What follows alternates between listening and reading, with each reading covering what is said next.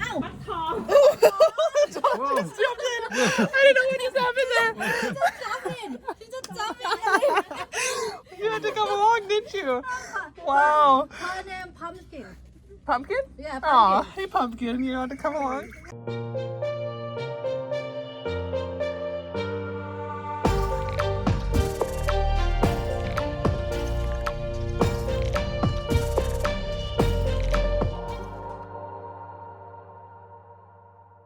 Hey friends, Ruth here, and welcome back to my vlog. This is part 2 of my adventures in Thailand, so let's dive right in. Okay, it is bright and early here, barely 6 o'clock, and day 2 or 2.5, 3, whatever day it is just getting rolling. Yesterday was all about going with the flow, just living the city life, and today I booked a couple tours, more about food, experiencing that, and so I've got a market tour, a floating market tour here first up, which I'm heading off to, and then we've got a cooking class tonight, so let's get rolling. My tour guide gift picked me up at my Airbnb at 6 a.m. We drove across the city to pick up the other person who had booked the tour, a young gentleman from Sweden. And then we headed about an hour and a half southwest of Bangkok to an area called Damnoen Saduak, where the tour officially started. This floating market blew my mind. It started off with every element I had begun to expect at all the markets I had seen so far. Food ready to eat, souvenirs and hundreds of trinkets for sale, snacks, flowers, a cold bevy, and a bunch of other tourists like myself. However, this time, instead of crowding down a street, we were bumping into each other's boats as we all tried to paddle down the same canal. This whole experience really blew my mind. I didn't really know what to expect as I had only learned that these were a thing when I stumbled across this tour, but I soon realized how normal and necessary these markets are for the local people. As it turns out, these canals, some natural, but many man-made, created the early trading and traveling network for the local people hundreds of years ago. These channels connected homes, communities, and provinces, and many of them still do and are a vital part of their daily life. The coolest part of this tour was after we passed through the hustle and bustle of the market, we got to go for an extended journey through the neighborhoods of the locals. Most of the houses were only accessible by boat, and even their mailboxes and garbage bins were set up at the edge of the canal for collection. It was just its own little world, one I could never have imagined before, and yet here I was, floating down this alternate reality. Oh, don't fight together, don't fight. Oh, this is the big one. Oh, where is the food? Where is the food? Are they dangerous? Like, would they attack a human? No. No?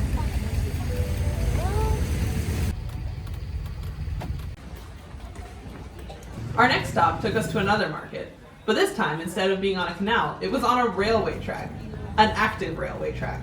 The market stands were pushed right up next to the railroad tracks, and it was a human funnel once you entered. It was also a little more dangerous for me than it was for most of the tourists, as all the tarps covering the booths of the local vendors stood at about 6 feet tall, so my only option was really to duck for the entire way through.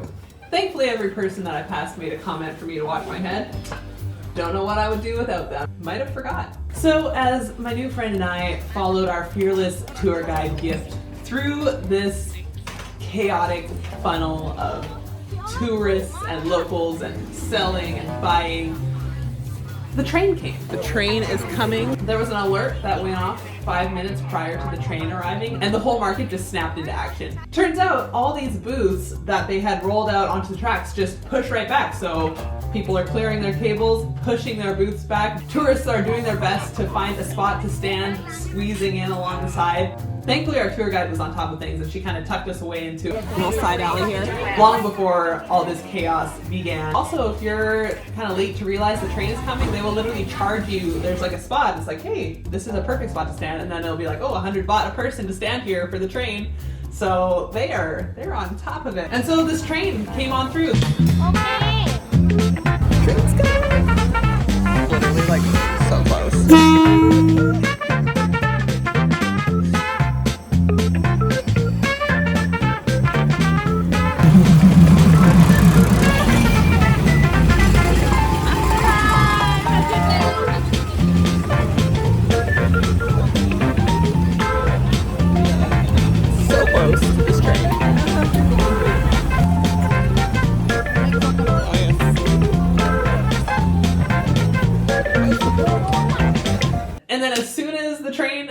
past each booth, they just like popped it back out and people hopped back into the alley and the market resumed as if nothing had happened. I've never seen anything like this before or even imagined that this existed. I made two very important purchases at this market. I bought some durian and some jackfruit. And durian, I'm sure you've seen those videos about it on the internet. It's like the stinky fruit, and it went viral a few years ago. I was like, well, I gotta try this because this is just like a delicacy here. And jackfruit is kind of, it looks similar, but it's actually a very different fruit. So wanted to try both those, so bought those and tried them. I don't even know. Let's see here. Ooh, it's prickly. How do you eat it? Take it off. Ooh, it's so soft. Yeah. And you just eat it? Yes. It does smell weird. How's it going? I don't know what to think. It tastes like, I don't know, it doesn't taste like anything I've ever had before. It's like eating pudding. And then it, I don't even know. Here, try some. Next up, we have jackfruit. Yeah.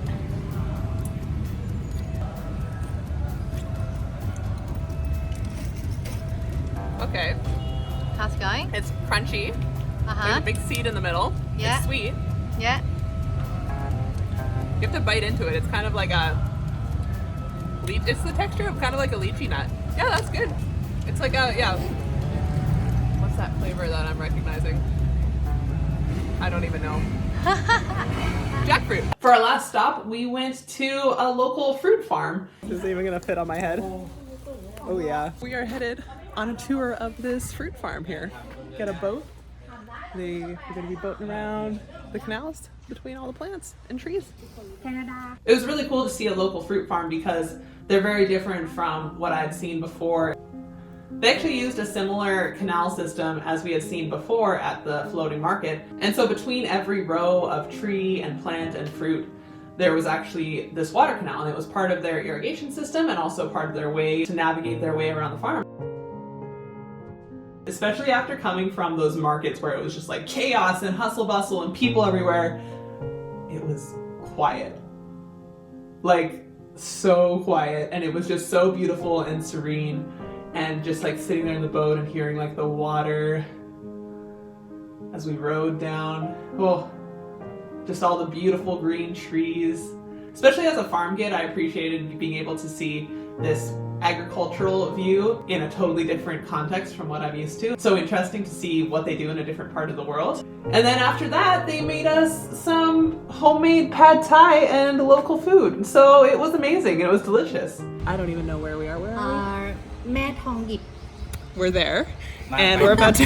Again, you have to say. You have to say. Wait, say it once more. แม่ทองหยิบ Yes. Yes, nailed it. And we're about to have some authentic pad thai made by these beautiful people over here. Oh, bon appetit. The final experience of the day was a Thai cooking class, and so that was so cool. The meeting point was at the train station. They brought us baskets, and we went straight to the market from there.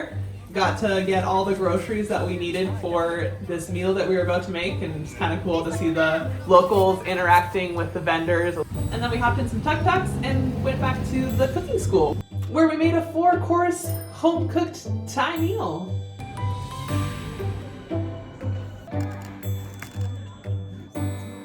Got all the ingredients chopped up here. Okay. Looks so good. Oh my goodness. That's really good. Next on the menu, pad thai.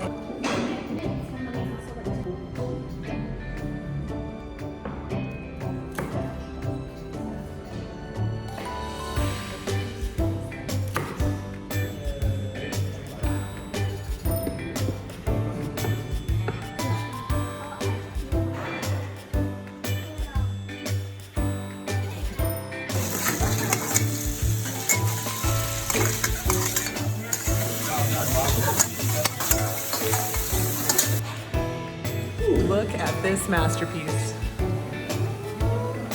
Oh.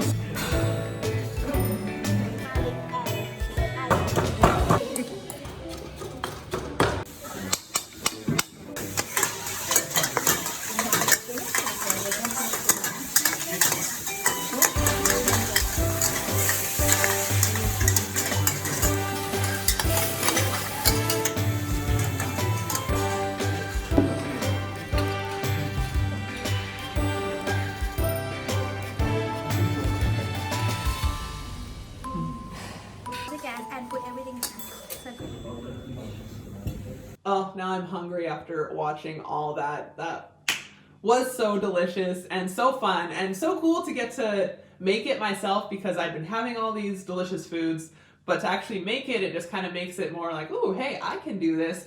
And now that I'm back and no longer in Thailand, once I find the ingredients, I'm about to be cooking all these recipes. I already made mango sticky rice like 5 times when I first got back and still had some fresh mangoes that I brought back with me. They're gone now.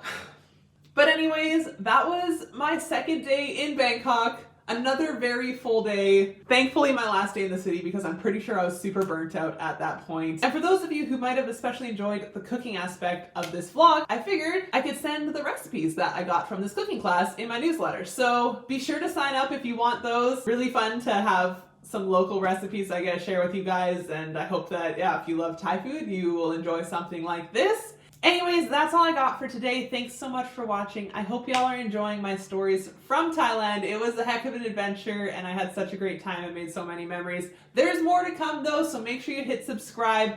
Don't miss the next episode. Hit that bell if you want to get a notification. That's a handy little tool so you don't miss out. And I will see you next time. Up some guava. I didn't expect it to be so crunchy, because I've had like guava juice before, and it's very different. It's like an apple or a pear. Yeah. More like a pear. Like a pear. Yeah. Like a pear. Well, got a suit.